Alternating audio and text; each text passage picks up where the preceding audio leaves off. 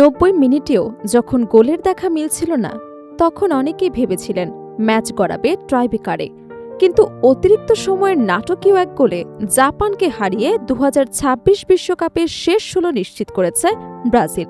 তবে এই জয় কেবল একটি ধাপ পেরোনোর গল্প নয়, কারণ বিশ্বকাপে ট্রফি জিততে এখনও টানা ৪টি নকআউট ম্যাচ জিততে হবে সেলেসাওদের, যেখানে একটি ভুলই শেষ করে দিতে পারে ৪ বছরের সব প্রস্তুতি, কোটি সমর্থকের সব স্বপ্ন। সামনে নরওয়ের কঠিন পরীক্ষা, এরপর অপেক্ষা করতে পারে আর্জেন্টিনা, ফ্রান্স কিংবা স্পেনের মতো বিশ্ব ফুটবলের মহাশক্তিগুলো। তাহলে প্রশ্ন হল, ষষ্ঠ বিশ্বকাপ জয়ের মুকুট ছুঁতে কার্লো আনচেলত্তির ব্রাজিলকে ঠিক কতটা দুর্গম পথ পাড়ি দিতে হবে? অতিরিক্ত সময়ের গোলে ২-১ ব্যবধানে জাপানকে হারিয়ে ২০২৬ ফিফা বিশ্বকাপের শেষ ১৬ নিশ্চিত করেছে ৫ বারের বিশ্ব চ্যাম্পিয়ন ব্রাজিল। এই জয়ের মধ্য দিয়ে বহু প্রতীক্ষিত হেক্সা মিশনে আরও এক ধাপ এগিয়ে গেল সেলেসাওরা। তবে গ্রুপ পর্বের সাফল্য এখন অতীত। আসল পরীক্ষা শুরু হচ্ছে নকআউট পর্বে, যেখানে প্রতিটি ম্যাচই বাঁচা মরার লড়াই।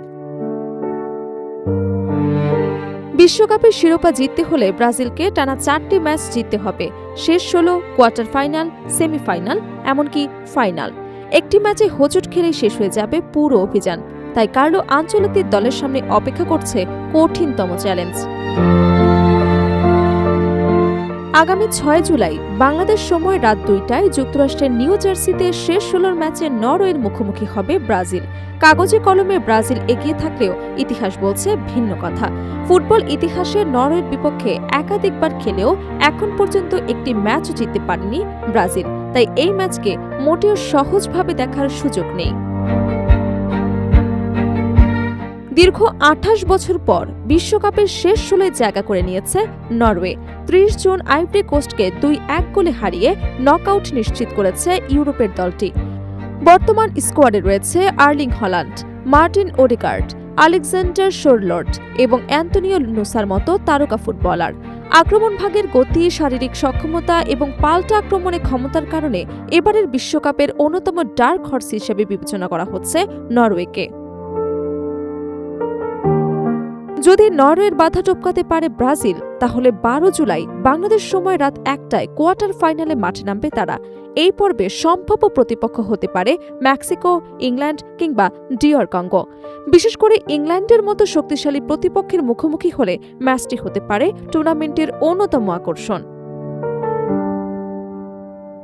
সেমিফাইনালে উঠতে পারলে ১৬ জুলাই বাংলাদেশ সময় রাত ১টায় আবারও মাঠে নামবে সেলেসাওরা। এই পর্যায়ে সম্ভাব্য প্রতিপক্ষের তালিকা রয়েছে আর্জেন্টিনা, কলম্বিয়া, সুইজারল্যান্ড, অস্ট্রেলিয়া, মিশর, ঘানা, আলজেরিয়া কিংবা কেপ ভার্দের মতো দল। এর মধ্যে আর্জেন্টিনার বিপক্ষে সম্ভাব্য একটি সুপার ক্লাসিকো গোটা ফুটবল বিশ্বের সবচেয়ে প্রতীক্ষিত ম্যাচে পরিণত হতে পারে। সব বাধা পেরিয়ে যদি ফাইনালে ওঠে ব্রাজিল, তাহলে ২০ জুলাই নিউইয়র্ক নিউ জার্সি স্টেডিয়ামে ষষ্ঠ বিশ্বকাপ জয়ের লক্ষ্যে মাঠে নামবে তারা। বাংলাদেশ সময় ম্যাচটি শুরু হবে রাত ১টায়। ফাইনালে প্রতিপক্ষ আসবে টুর্নামেন্টের অন্য ব্র্যাকেট থেকে। সেখানে এখনও লড়াই রয়েছে ফ্রান্স, স্পেন, পর্তুগাল, বেলজিয়াম, যুক্তরাষ্ট্র, Canada, Morocco, Croatia, Austria, Senegal, Paraguay, Bosnia এবং হার্জেগোভিনার মতো শক্তিশালী দল। এই ব্র্যাকেটের দলগুলো নিজেদের মধ্যে লড়াই করে একটি দল ফাইনালে উঠবে এবং সেখানেই অপেক্ষা করতে পারে ব্রাজিল। অর্থাৎ হেক্সার পথ মোটেও সহজ নয়। প্রতিটি ধাপে রয়েছে নতুন পরীক্ষা, নতুন প্রতিপক্ষ, এমনকি নতুন চাপ। তবে কার্লো আনচেলত্তির অভিজ্ঞতা, নেইমারের নেতৃত্ব এবং ব্রাজিলের তারকাবহুল স্কোয়াড সমর্থকদের স্বপ্ন দেখাচ্ছে।